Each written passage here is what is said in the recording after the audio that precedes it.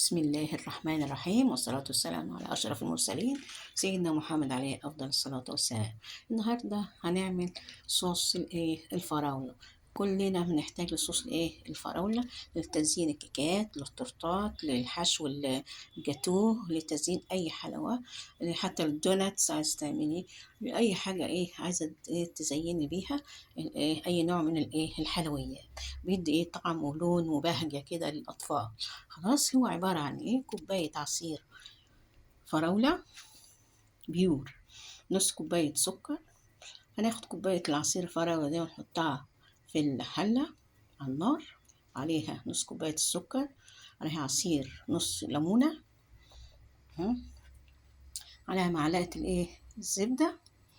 وبعد كده ما يغلوا كويس، يغلوا غلوة والتانية كده، وتحس انه خلاص غلى واتمسك يعني شوية، هتاخدي معلقتين من الجيلي او الجيلاتين المتاح عندك. ما عندكش ده ولا ده، خلاص حطي معلقة نشا، بس دوبيها في في نص كوباية مية او ربع، وتحطيها بعد ما يغلي كويس اوي. خلاص، عشان لو حطيت النشا ما تعينيش ايديك من على الحلة. خلاص، عشان ما يتكلكعش يعني. يلا بينا ننفذ الكلام ده. ادي كوباية عصير فراولة بيور، ده كانت عندي خزناها وعملت العصير اللي شايفينه ده. خلاص، عليها نص كوباية سكر، وتابع بقى ما انت يعني السكر بتاعك، ممكن تحطي اقل من نص، ممكن تحطي كوباية الا. خلاص، وتحطي معلقة الزيت.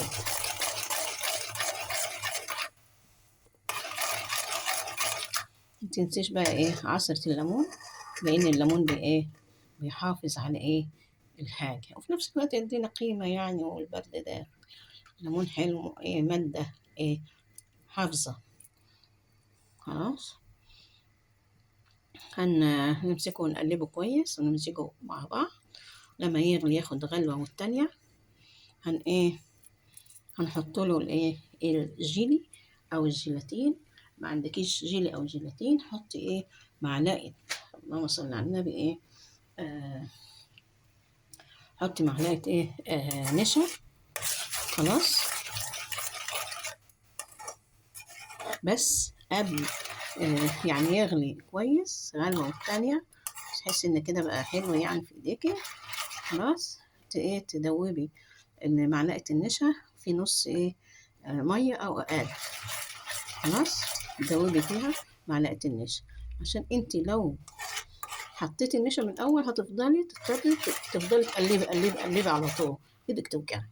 عشان ما يعني كده بقى ممكن في الاخر قبل ما يعني كده تحطي بقى النشا او الجيلاتين او الجيلي المتاح عندك. خلاص، وياخد ويدي بشكل ودي، ويبقى ونحصل على القوام اللي احنا في الاخر هنشوف. خلاص، شايفه حضرتك قد بيغلي هو، يعني بقاله يجي 10 دقايق كده، بيغلي على نار هاديه كده.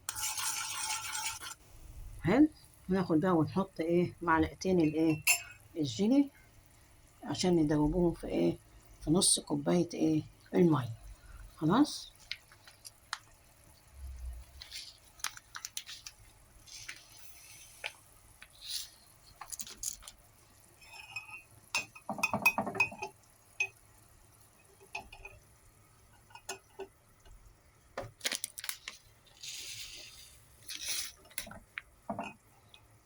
ادي معلقة جيلي اهي،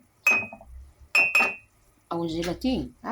عندكيش ده ولا ده، وعايز تعملي حاجة سريعة اعمليهم معلقة نشا، بس تدوبي فرق انك تدوبي النشا في مية باردة، خدي بالك.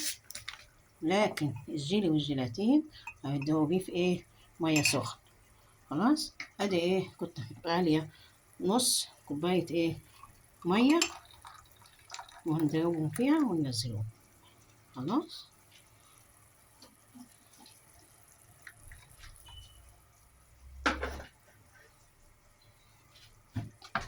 قلب قلب هتقع هي.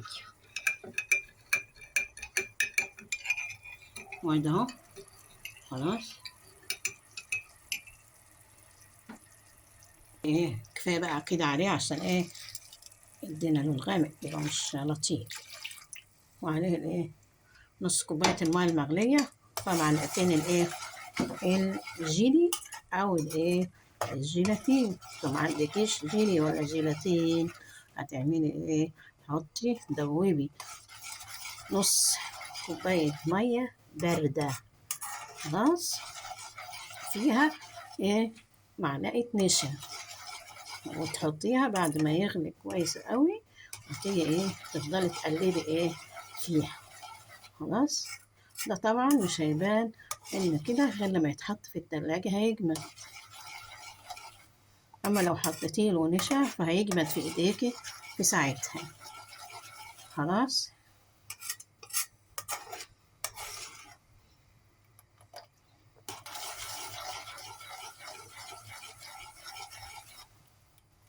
تيجي نحط له نص معلقة نشا. ايه رأيكم؟ وعشان الجيلي انا افتكرت الجيلي لما الواحد يعمله ويسيبه بايه بيحل بيبقى زي المية كده. هنربطه انا ايه بنص ايه معلقة نشا. خلاص. يعني انت لو فضلنا حتى للصبح عمره ما هيربط كده غير لما تحطيه في الايه في التلاجة. طيب افرض هيطلع من التلاجة هتسيبيه حبة او تحطيه على حاجة فايه هيسيح. فاذا هو الايه النشا هو اللي هي ايه هيظبط معاكي. خلاص. انا عملت له حطيت له ايه نص معلقة نشا كده عشان ايه يربط معايا كده. خلاص. ده ممكن بقى تخليه بقى في التلاجة يفضل ايه ممكن شهر كده عشان احنا حاطين له ايه الليمون هو عبارة عن المادة الحافظة بتاعته يعني. خلاص. كده بقى هيربط معاك. لكن التاني اللي هو بالجيلاتين او بالجيلي هتفضلي تعمليه عمره ما هيربط معاك او يمسك. خلاص. اه.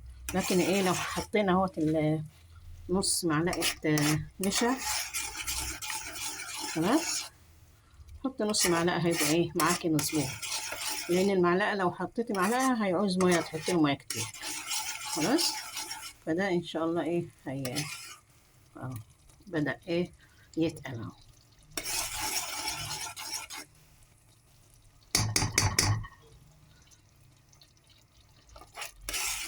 شايفين لونه جميل ازاي وريحته اجمل بقى. فراولة بقى بيور.